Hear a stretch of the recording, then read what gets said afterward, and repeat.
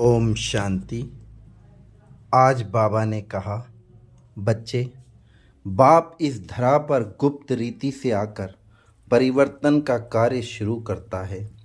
अर्थात पहली पढ़ाई यही करवाता है कि तुम शरीर नहीं आत्मा हो, और यही पहल पाठ सारी पढ़ाई का सार है।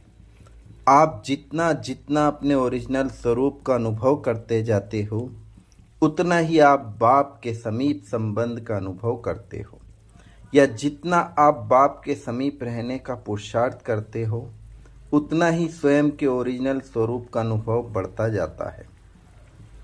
क्योंकि बाप का सत्य संग बच्चों को बाप समान बना देता है। बच्चे, बाप की पढ़ाई ही परिवर्तन की है।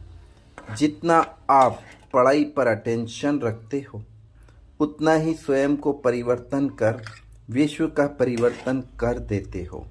और इस समय सभी बाप के नूरे रत्न दिल तक नशीन बच्चे अर्थात माला के दाने स्वयं के पुरुषार्थ में लगे हुए हैं, और उनके अंदर एक ही लगन है कि हम भी जल्दी से जल्दी अपना नंबर फिक्स करें, अर्थात ऊंच पद के अधिकारी बने।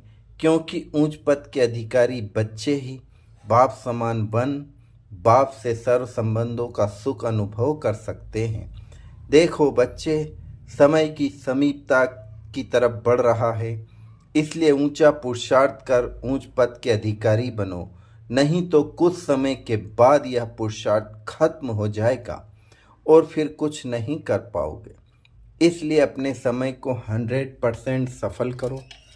आगे से आगे परिस्थितियां तो बढ़नी हैं, इसलिए इससे ना घबरा। बाप को बुद्धि से सर्व समर्पण कर बाप के संग जाकर बैठ जाओ। यही अभ्यास आपको परिस्थितियों से मुक्त कर बाप समान बनाएगा। और यदि इस पुरुषार्थ में भी अलबेले बने तो कुछ नहीं कर पाओगे। जो बच्चे बाप की श्रीमत प्रमाण अर्थात बाप पर निश्चय रख अपना सब कुछ बाप को समर्पण कर निश्चिंत रह अपना पुरुषार्थ कर रहे हैं, कुछ ही समय के बाद उनके सारे तूफान तोहफे में परिवर्तन हो जाएंगे।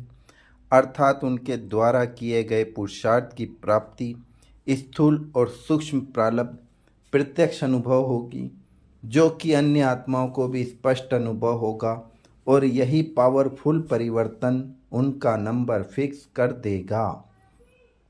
इसलिए बच्चे, अभी भी जो थोड़ा बहुत समय बचा है वह सफल कर लो, क्योंकि समय अचानक परिवर्तन होना है, और अचानक की घड़ी अगली घड़ी भी हो सकती है।